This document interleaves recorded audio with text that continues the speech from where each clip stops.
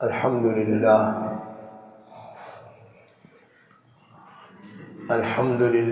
وکفى وسلام علی عباده الذین اصطفى اما بعد اعوذ باللہ من الشیطان الرجیم بسم اللہ الرحمن الرحیم یا ایہا الذین آمنوا اتقوا اللہ وکونوا مع الصادقین صدق اللہ العظیم۔ درود شریف پڑھ لیں۔ اللہم صل علی محمد وعلی آل محمد کما صلیت علی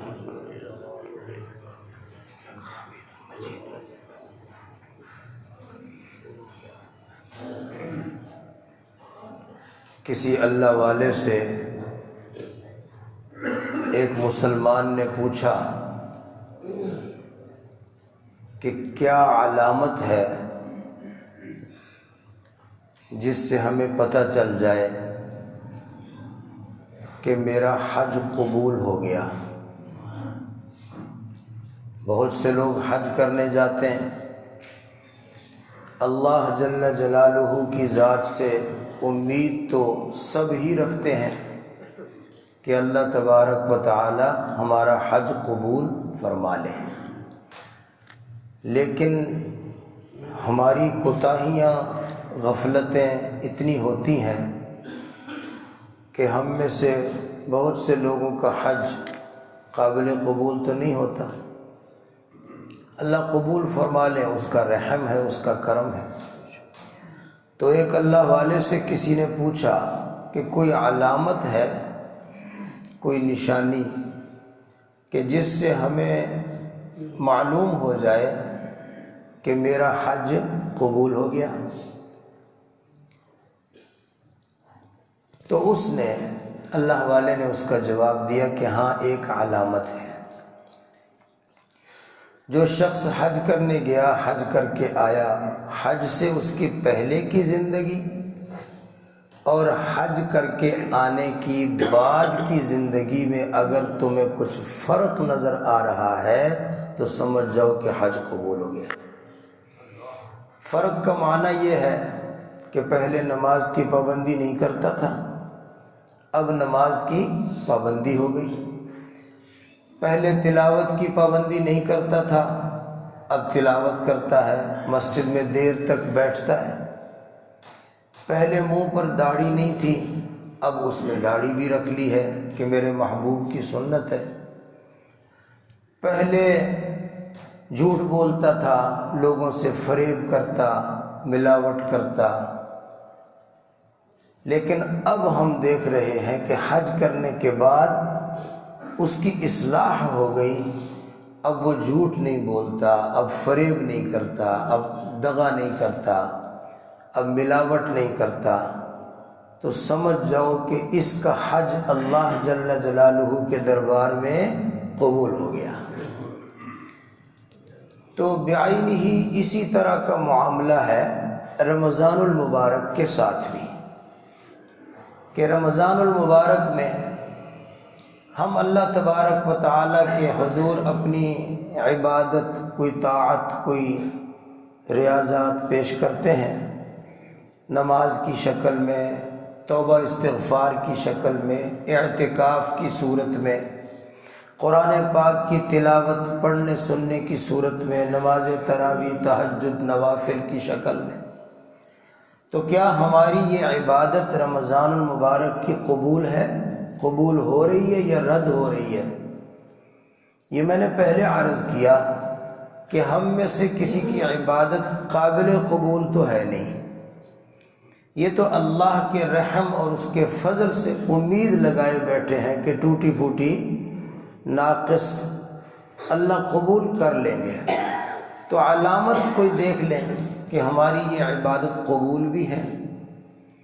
تو اس کے لیے یہی ہے کہ رمضان المبارک آنے سے پہلے اور رمضان المبارک اب گزرا اور گزرنے کے بعد ہمارا کچھ مسجد کے ساتھ تعلق مضبوط ہوا، قرآن پاک کے ساتھ کوئی تعلق مضبوط ہوا، نماز کی پابندی پہلے سے بہتر ہوئی، اور آخرت کی کچھ فکر پیدا ہو گئی، اگر یہ کچھ تبدیلی آئی ہے تو سمجھ جائیں کہ ہمارا یہ رمضان المبارک بھی ہمارے لیے نجات اور بخشش کا ذریعہ بن گیا اور قبول ہو گیا۔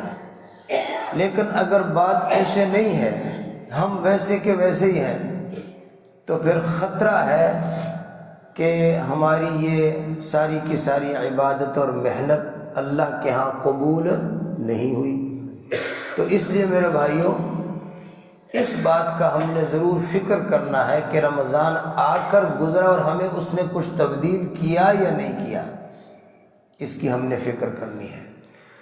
تو میں اس مجلس میں ایک حدیث سنانا چاہتا ہوں۔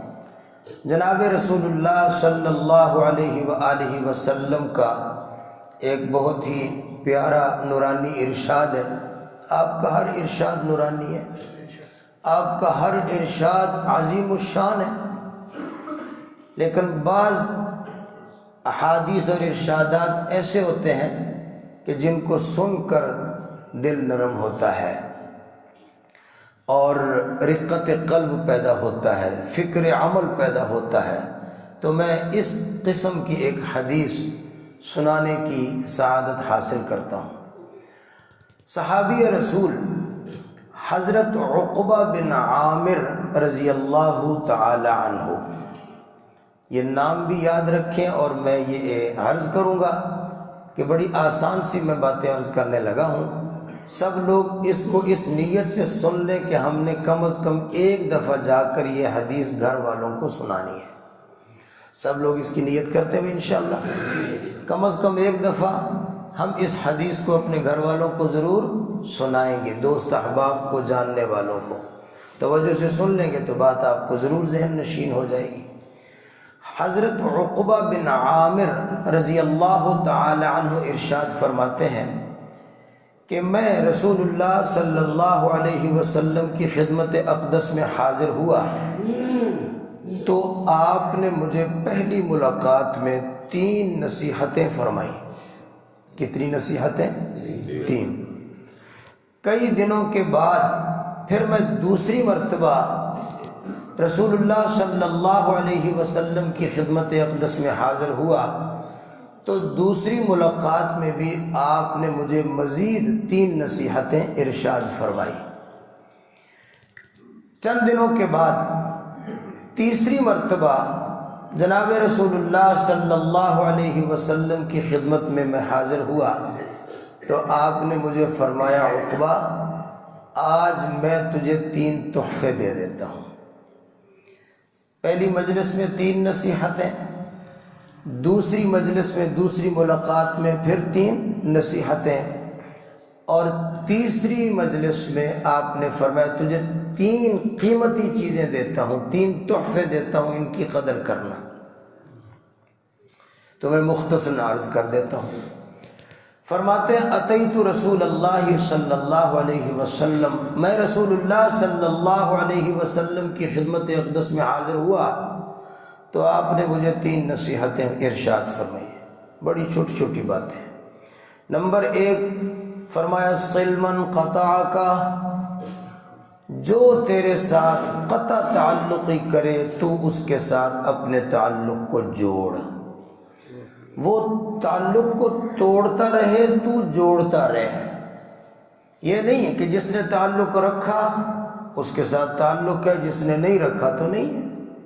اور آج میرا اور آپ کا، ہم سب کا مزاج یہ بنا ہوا ہے، بلکہ ہم باتوں باتوں میں بھی یہی کرتے ہیں بات، جو عزت کرے گا ہم بھی عزت کریں گے، جو ہمارے ساتھ تعلق رکھے گا ہم بھی رکھیں گے، اور اگر کوئی ہماری عزت نہیں کرے گا ہم کیوں کریں؟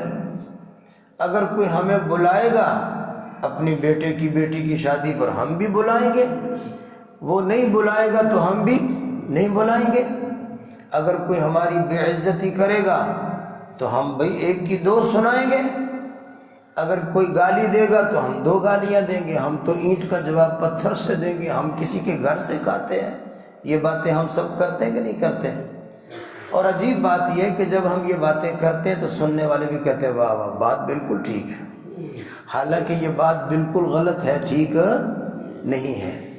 یہ تو شیطان کا دیا ہوا سبق ہے کہ تم ایک کی دو سنا دو اور تم اینٹ کا جواب پتھر سے دے دو۔ یہ تو کس کا سبق ہے؟ شیطان کا سبق ہے۔ ہم نے کلمہ پڑھا ہے نبی آخر الزمان محمد عربی صلی اللہ علیہ وسلم کا، آپ کا سبق یہ ہے سلم القطع کا، جو تیرے ساتھ تعلق کو توڑتا ہے تو جوڑ، وہ توڑتا رہے تو جوڑتا رہے، وہ تیرے ساتھ برا کرتا ہے تو اچھا کرتا رہے، وہ تیری بے عزتی کرے تو پھر بھی اس کی عزت کر۔ تو ایک نصیحت، میں مزید تفصیلات نہیں، بات مکمل عرض کر لوں۔ دوسری نصیحت آپ نے ارشاد فرمائی اعط من حرمک، جو تیرا حق تجھے نہ دے، تجھے محروم کرے، تو اس کا حق پورا پورا ادا کر۔ ایسے ہوتا ہے رشتہ داری میں، بھائیوں کے ساتھ حقوق کے معاملات میں، اس نے میرا حق نہیں دیا تو میرا اگر لگا موقع لگ گیا تو میں اس کا دبا لوں کہ فلاں موقع پر تو نے میرا حق دبا لیا تھا، اب میں نے دبا لیا۔ آپ نے فرمایا ایسے مت کر، اس نے تیرا حق دبا لیا، تجھے محروم کیا، مگر تو اس کا پورا پورا حق ادا کر۔ اعط من حرمک، جو تجھے محروم کرے تو اس کا پورا حق ادا کر، بدلہ نہ کر، انتقام نہ لے۔ اور تیسری نصیحت رسول اللہ صلی اللہ علیہ وسلم نے ارشاد فرمائی واعف من ظلمک، جو تیرے اوپر ظلم کرے اس کو معاف کر دے، زیادتی کرے، ظلم کرے، معاف کر دے۔ معاف کرنے والے کی عزت میں کمی نہیں ہوتی، اگرچہ اللہ جل جلالہ نے اجازت دی ہے کہ آدمی اپنے ظلم کا انتقام لے سکتا ہے، بدلہ لینے کا اللہ نے حق دیا ہے پورا پورا، لیکن ساتھ ہی اللہ نے کیا ارشاد فرمایا ہے؟ اللہ فرماتے وَلَمَنْ صَبَرَ وَغَفَرَ إِنَّ ذَلِكَ لَمِنْ عَزْمِ الْأُمُورِ، کہ جو صبر کر لے اور زیادتی کرنے والے کی زیادتی کو معاف کر دے، تو اللہ فرماتے ان ذالک لمن عزم الامور، اس نے بہت اونچا کام کیا ہے۔ جس کام کو اللہ فرما رہے بہت اونچا کام ہے، بہت بڑا کام ہے، وہ کتنا بڑا ہوگا؟ تو فرمایا تیسری نصیحت، جو زیادتی کرے اس کو کیا کر دو؟ معاف کر دو۔ خصوصاً یہ رشتہ داری کے معاملات میں، خصوصاً اپنے خاندان کے معاملات میں ان باتوں کا خیال کرنا ہے۔ فرماتے ثم اتیت رسول اللہ صلی اللہ علیہ وسلم، پھر کئی دنوں کے بعد میں نبی علیہ الصلوۃ والسلام کی خدمت میں دوسری مرتبہ حاضر ہوا تو آپ نے پھر مجھے 3 نصیحتیں فرمائی۔ پہلی نصیحت آپ نے ارشاد فرمائی املک علیک لسانک، اپنی زبان کو قابو میں رکھ، اپنی زبان کو قابو میں رکھ۔ زبان سے جو بات نکلتی ہے نا، اچھی ہے تو اچھا اثر دکھائے گی، بات اگر بری ہے تو وہ اپنا اثر اور زہر اور اپنا رنگ دکھائے گی۔ یہ نہیں ہو سکتا بعد میں کہتے ہیں میں تو اتنی کوئی گل کی تھی، میں تو چھوٹی جی گل کی تھی، میں نے تو بس اتنی سی بات کی ہے یار، تم اتنا بھڑک گئے ہو۔ تو میں کہا کرتا ہوں کہ بالکل اتنی سی چھوٹی سی بات ہے کہ اگر کوئی آدمی اپنی بیوی کو کہے کہ تو یہ طلاق ہے، اتنی کوئی گل ہے، کیوں جی؟ بہت بڑی بات اس نے کوئی، ایک چھوٹی سی بات ہے۔ شاید جو آدمی گالیاں دیتا ہے اپنی بیوی کو، وہ گالیاں شاید بڑی ہوں، یہ لفظ تو ان سے بھی چھوٹا ہے، لیکن ہے خطرناک کہ نہیں؟ یہ تو ایک جھوٹ محاورہ بنا ہوا نا، کہ کوئی کہتا ہے جی ہاں میں اپنی بات واپس لیتا ہوں، پہلے کچھ کہہ دیا اور بعد میں کہتا ہے میں اپنی بات واپس لیتا ہوں، واپس کوئی نہیں ہوتی، یہ جھوٹ ہے۔ شیخ سعدی نے کیا کہا کہ زبان سے نکلا ہوا بول اور کمان سے نکلا ہوا تیر اپنے ہدف پر پہنچ کر رہتا ہے، وہ کبھی واپس نہیں آتا۔ معراج کے سفر میں جناب رسول اللہ صلی اللہ علیہ وسلم تشریف لے جا رہے، سفر میں اللہ نے آپ کو بہت کچھ دکھایا، تو اس سفر میں حضور فرماتے ہیں میں نے ایک یہ بات بھی دیکھی کہ ایک بہت بڑا یہ پتھر کا چٹان ہے بہت بڑی، تو اس بہت بڑی چٹان میں ایک باریک سا سوراخ ہے چھوٹا سا، فرماتے میں نے دیکھا کہ اس سوراخ میں سے ایک بہت بڑا بیل نکلا۔ اچھا، اب وہ بیل دوبارہ اس سوراخ میں داخل ہونے کی کوشش کر رہا ہے، لیکن وہ داخل نہیں ہو سکتا، کوشش کر رہا ہے۔ یہ مجھے صورتحال دکھائی گئی تو میں نے پوچھا حضرت جبرائیل علیہ السلام سے کہ جبریل یہ کیا معاملہ ہے؟ تو فرمایا یہ ایک تمثیل، مثال آپ کو دکھائی جا رہی ہے کہ بعض دفعہ آدمی اپنے منہ سے بات نکال لیتا ہے اور پھر پچھتاتا ہے اور سوچتا ہے کہ میں یہ بات واپس لے لوں، لیکن وہ بات کبھی منہ سے نکلی ہوئی دوبارہ واپس داخل نہیں ہو سکتی، وہ اپنا زہر پھیلا کے رہے، وہ اپنا نقصان کر کے رہے۔ بعض دفعہ چھوٹی چھوٹی باتوں پر ایسے رشتے ٹوٹتے ہیں کہ پھر دوبارہ وہ جڑنے کا نام ہی نہیں لیتے، پھر برس ہا برس گزر جاتے ہیں، اور پھر کتنی معافیاں تلافیاں بھی کر لو، لیکن دل میں وہ جو ایک تیر پیوست ہو چکا ہوتا ہے نا، وہ نکلتا نہیں ہے، وہ ناراضگیاں وہ ختم نہیں ہوتی۔ اس لیے اللہ کے نبی کا عظیم الشان ارشاد ہے، املک علیک لسانک، اپنی زبان کو، سب بولو، اپنی زبان کو قابو میں رکھو۔ دوسری نصیحت آپ نے ارشاد فرمائی، وَابْكِ عَلَىٰ خَطِیئَتِکَ، اپنے گناہوں پر رویا کر، اپنے گناہ پر رویا کر، کو رونے کی عادت بنا، اللہ کے سامنے کبھی کبھی اپنے گناہوں پہ رویا بھی کر، یہ نبی علیہ الصلوۃ والسلام نے نصیحت فرمائی۔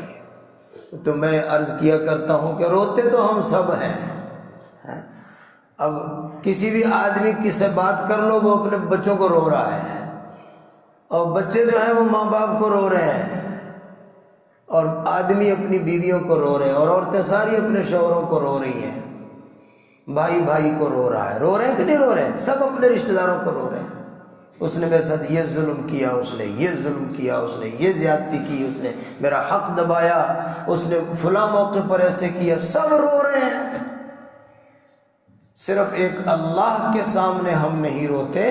اگر اللہ کے سامنے تھوڑا سا رونا نصیب ہو جائے تو انشاءاللہ یہ سارے رونے ختم ہو جائیں گے، یہ سارے رونے ختم ہو جائیں گے، لیکن چونکہ ہم اللہ کے سامنے رونے کے لیے تیار نہیں ہیں، اس لیے یہ سارے رونے جو ہیں، مہنگائی کو بھی ہم سب رو رہے ہیں، عوام حکومت کو روتی ہے، حکمران عوام کو روتے ہیں، سب ایک دوسرے کو رو رہے ہیں۔ تو اللہ مجھے بھی آپ کو بھی ایسا مسلمان بنا دے کہ تنہائی میں بیٹھ کر کبھی اللہ کے سامنے رویا بھی کریں۔ سرکار دو عالم صلی اللہ علیہ وسلم نے ارشاد فرمایا کہ جو مسلمان کبھی تنہائی میں بیٹھ کے اللہ کو یاد کرے اور اس کی آنکھ سے آنسو نکل آیا، فرمایا قیامت کے دن اللہ کے عرش کے سائے کے نیچے اس کو جگہ ملے گی۔ تو یہ آپ نے دوسری نصیحت فرمائی۔ تیسری نصیحت آپ نے فرمائی، وَلْيَسَعْكَ بَيْتُكَ، تیرا گھر تیرے لیے کافی ہونا چاہیے۔ اس کی تفصیلات ہیں، مختصر سی بات یہ کہ بعض دفعہ فتنوں کا دور ہوتا ہے، جیسے کہ اب بھی فتنوں کا دور ہے، تو فتنوں کے زمانے میں فتنوں سے بچنے کے لیے، الگ تھلگ رہنے کے لیے انسان گھر سے باہر نہ نکلے، گھر میں ہی رہے۔ اور بعض دفعہ گھر میں ناچاکی ہو جاتی ہے، آپس میں اختلاف ہو گیا تو کئی لوگ پھر گھر سے نکل جاتے اور غائب، ہمیشہ کے لیے ختم۔ یہ دونوں باتیں خطرناک ہیں۔ جب دجال نکلے گا اور وہ سب سے بڑا فتنہ اس امت کے لیے، تو نبی علیہ السلام نے ارشاد فرمایا کہ کوئی مسلمان یہ دیکھے گا کہ ہاں دجال نکلا ہے، میں دیکھوں تو صحیح کیسا ہے، فرمایا جو جھانک کے اس کی طرف دیکھے گا وہ اس کے فتنے کا شکار ہو جائے گا۔ جب پتہ چلے کہ دجال نکلا ہے تو فرمایا ادھر رخ نہ کرنا، اپنے گھر میں بیٹھے رہنا، اللہ تعالیٰ تجھے اس کے فتنے سے محفوظ رکھیں گے۔ تو وَلْيَسَعْكَ بَيْتُكَ، گھر میں رہو، گھر سے بیکار باہر نہ نکلو، فتنوں کا شکار ہو کر آوارہ بن جاؤ گے اور پھر بہت سارے معاملات بگڑ جائیں گے۔ تو یہ 3 نصیحتیں آپ نے مجھے دوسری ملاقات میں ارشاد فرمائی۔ ثم اتیت رسول اللہ صلی اللہ علیہ وسلم، پھر کچھ دنوں کے بعد میں تیسری مرتبہ سرکار دو عالم کی خدمت میں حاضر ہوا تو آپ نے فرمایا آج تجھے 3 تحفے دیتا ہوں، 3 ایسی چیزیں جو بہت ہی قیمتی ہیں۔ فرمایا معمولی نہ سمجھنا، اس کو معمولی نہ سمجھنا۔ ابھی جب میں عرض کروں گا نا تو آپ لوگ بھی سمجھیں گے ہاں یہ تو معمولی بات ہے، معمولی نہ سمجھنا، اس کو معمولی نہ، اس کو چھوٹی چیز نہ سمجھنا، بہت بڑے تحفے ہیں۔ آپ نے فرمایا وہ یہ ہے 3 قرآن پاک کی آخری صورتیں ہیں، سورۃ قل هو اللہ احد، قل اعوذ برب الفلق، قل اعوذ برب الناس۔ فرمایا یہ 3 صورتیں اللہ نے مجھے عطا فرمائی، اور اس طرح کی برکت والی صورتیں لا فی التورات ولا فی الانجیل ولا فی الزبور، نہ تورات میں، نہ انجیل میں، نہ زبور میں، نہ پہلے کسی پیغمبر پر اتری ہیں جس شان کی یہ صورتیں اللہ نے مجھے عطا فرمائی۔ 3 صورتیں، فرمایا اس کو ہمیشہ پڑھو، ہر نماز کے ساتھ، صبح و شام اس کو ہمیشہ پڑھو۔ حضرت عقبہ بن عامر فرماتے ہیں یہ آپ نے مجھے باتیں فرمائی، نماز کا وقت ہو گیا، حضور صلی اللہ علیہ وسلم نماز کے لیے مصلی پر تشریف لائے، غالباً مغرب کی نماز تھی، تو نماز میں آپ نے یہی قرآن پاک کی آخری 2 صورتیں تلاوت فرمائی، پہلے مجھے بتائی، پھر نماز میں بھی آپ نے تلاوت فرمائی، اور نماز سے فارغ ہو کر سلام پھیرا، پھر میری طرف متوجہ ہوئے، فرمایا عقبہ دیکھ لیا یہ صورت معمولی ہوتی تو میں نماز میں نہ پڑھتا، میں نے نماز کے اندر بھی تجھے یہ صورتیں سنائی ہیں، ان صورتوں کو معمولی نہ سمجھنا۔ میرے بھائیوں، ہمارے گھروں میں کتنے مسائل ہیں، اگر ان مسائل کو گننا شروع کر دیں نا، بے برکتی ہے، تنازعات ہیں، لڑائی ہے، دنگا فساد ہے، جھگڑا ہے، ہر آدمی شکایت کرتا ہے کہ بچے میں غصہ پڑا ہے جی، یہ بیٹی میں غصہ پڑا ہے، لڑتے بہت ہیں، یہ ہے، یہ سب کچھ یہ شیطان ہمارے گھروں کے اندر موجود ہے، یہ اس کے اثرات ہیں، یہ میں ایسے الزام نہیں لگا رہا۔ نبی علیہ الصلوۃ والسلام نے ارشاد فرمایا جب تم گھر میں داخل ہوتے ہو تو جو بسم اللہ پڑھ کر داخل نہیں ہوتا تو شیطان اپنے ساتھیوں کو بھی بلا لیتا ہے کہ آ جاؤ اس گھر میں رہنے کی جگہ ہے۔ تو ہم کہاں اللہ کو یاد کرتے ہیں؟ ہمارے نوجوانوں کے ہاتھ میں تو موبائل ہے، بس یہی کھانا ہے، یہی پینا ہے، یہی سونا ہے، یہی جاگنا ہے، ساری رات۔ یہ میں نے 3 دفعہ اس لیے کہا کہ یہ بالکل سچ ہے کہ نوجوان ساری رات اسی میں لگے رہتے ہیں، اور ماں باپ کے سامنے جھوٹ بولتے ہیں ہم سٹڈی کر رہے ہیں، پڑھائی کر رہے ہیں، پیپروں کی تیاری کر رہے ہیں، کہ ماں باپ کے سامنے کیا کرتے ہیں؟ جھوٹ بولتے ہیں۔ جو کچھ تم کر رہے ہو نا، چلو کوئی اور نہیں جانتا، ماں باپ سے چھپا لو گے لیکن اللہ جانتا ہے۔ اپنی آنکھوں کو ناپاک کر رہے ہیں، اپنے کانوں کو ناپاک کر رہے ہیں، اپنے دل و دماغ کو ناپاک کر رہے ہیں، اس لیے گھروں میں یہ سارے تنازعات اور جھگڑے اور یہ شیطانی اثرات ہیں۔ تو کوشش کریں گے کہ ان صورتوں کو زیادہ سے زیادہ ہمیشہ کیا کریں گے؟ تلاوت کریں گے۔ یہ تو میں نے حدیث کا خلاصہ عرض کر دیا، اب میری طرف سے ایک چھوٹا سا تحفہ لے لیں، وہ بھی احادیث کا ہی خلاصہ ہے، لیکن میں نے اس کو ایک خلاصہ کر کے تحفہ آپ کی خدمت میں عرض کرنے لگا۔ اگر ہر بھائی اس بات کا اہتمام کر لے، حدیث پاک میں ہے کہ قرآن پاک کی جو آخری صورتیں ہیں نا چھوٹی چھوٹی، عموماً اکثر مسلمانوں کو تو بہت ساری صورتیں یاد ہوتی ہیں، ان میں ایک صورت مبارکہ سورۃ الزلزال، اس کو 2 مرتبہ پڑھے تو پورا قرآن ختم کرنے کا ثواب ہوتا ہے۔ کتنی مرتبہ؟ 2 مرتبہ پورا قرآن ختم کرنے کا ثواب ہوتا ہے۔ اس کے ساتھ ہی ایک صورت مبارکہ صورت العادیات ہے، اس کو بھی اگر 2 مرتبہ پڑھے تو پورا قرآن ختم کرنے کا ثواب ہوتا ہے۔ اچھا، اسی طرح چھوٹی صورتوں میں ایک صورت مبارکہ، یہی چھوٹی کا مطلب یہ کہ الفاظ و آیات جملے چھوٹے ہیں، عظمت بہت بڑی ہے، سورۃ الکافرون، قل یا ایھا الکافرون۔ اس صورت مبارکہ کو 4 دفعہ پڑھے تو پورا قرآن ختم کرنے کا ثواب ہوتا ہے۔ اس کے ساتھ والی صورت ہے اذا جاء نصر اللہ والفتح، اس صورت مبارکہ کو بھی اگر 4 دفعہ پڑھے تو پورا قرآن ختم کرنے کا ثواب ہوتا ہے۔ اور سورۃ قل هو اللہ شریف جو ہے، اس کو اگر کوئی شخص 3 مرتبہ پڑھے تو پورا قرآن ختم کرنے کا ثواب ہوتا ہے۔ اور سورۃ فاتحہ شریف جو ہے، اس سورت مبارکہ کو 3 دفعہ پڑھنے سے 2 قرآن ختم کرنے کا ثواب ہوتا ہے۔ تو میں نے یہ چند صورتوں کے نام لیے، سورۃ الزلزال 2 مرتبہ، سورۃ العادیات 2 مرتبہ، سورۃ الکافرون 4 مرتبہ، سورۃ النصر 4 مرتبہ، اور سورۃ الاخلاص 3 مرتبہ، اور سورۃ فاتحہ 3 مرتبہ پڑھنے سے 2 قرآن کا ثواب ہوتا ہے۔ آپ حساب لگا لیں، ہر نماز کے ساتھ اگر 3-4 منٹ، شاید نہیں لگیں گے 4 منٹ، ہم پہلے بیٹھے ہیں نماز کے انتظار میں، یہ صورتیں پڑھ لیں اسی عادت کے مطابق جو میں نے بتایا، یا نماز سے فارغ ہو کر ہر نماز کے ساتھ پڑھ لیں، تو ہر نماز کے ساتھ ہمیں 7 قرآن ختم کرنے کا ثواب ہوگا۔ کتنے قرآن؟ 7 قرآن۔ اور 5 نمازوں پر کتنے قرآن بن جائیں گے؟ 35 قرآن ختم۔ 35 قرآن شاید ہم سے 35 سالوں میں نہ ہو، میں سچ کہہ رہا ہوں۔ 35 قرآن ختم کرنے کا ثواب ہوگا، اور یہ 35 ویسے 35 ہیں، رمضان شریف میں تو ایک کو 70 سے ضرب ہو جاتی ہے، تو آپ حساب نہیں لگا سکتے کہ کتنا اجر و ثواب ہے۔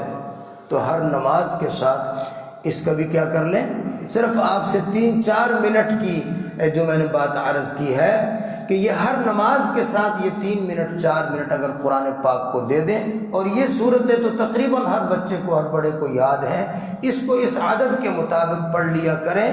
باقی اپنے معمولات جو ہیں ان کو بھی جاری فرمائیں، جاری رکھیں۔ اللہ جل جلالہ مجھے اور آپ کو اس رمضان المبارک کی تمام برکات، تمام انوارات، تمام سعادتیں اللہ ہم سب کو نصیب فرمائے۔ وآخر دعوانا ان الحمدللہ رب العالمین۔ دعا کر لیجیے۔ الحمدللہ رب العالمین والصلاة والسلام علی اشرف الانبیاء والمرسلین۔ ربنا آتنا فی الدنیا حسنہ وفی الآخرۃ حسنۃ وقنا عذاب النار۔ اللہم انت السلام ومنک السلام، تبارکت یا ذا الجلال والاکرام۔ اللہم انت ربی لا الہ الا انت خلقتنی وانا عبدک وانا علی عہدک ووعدک ما استطعت، اعوذ بک من شر ما صنعت، ابوء لک بنعمتک علی وابوء بذنبی فاغفر لی فإنہ لا یغفر الذنوب الا انت۔ اللہم انی اعوذ بک من ان اشرک بک شیئا وانا اعلم بہ واستغفرک لما لا اعلم بہ، تبت عنہ وتبرأت من الكفر والشرک والکذب والغیبۃ والبدعۃ والنمیمۃ والفواحش والبہتان والمعاصی کلها واسلمت واقول لا الہ الا اللہ محمد رسول اللہ۔ یا اللہ ہمارے گناہ معاف فرما دے، یا اللہ ہمارے ماں باپ کے گناہ معاف فرما دے، یا اللہ ہمارے بیوی بچوں کے گناہ معاف فرما دے، کل امت مسلمہ کو معاف فرما دے، تمام فوت شدگان کی مغفرت فرما دے۔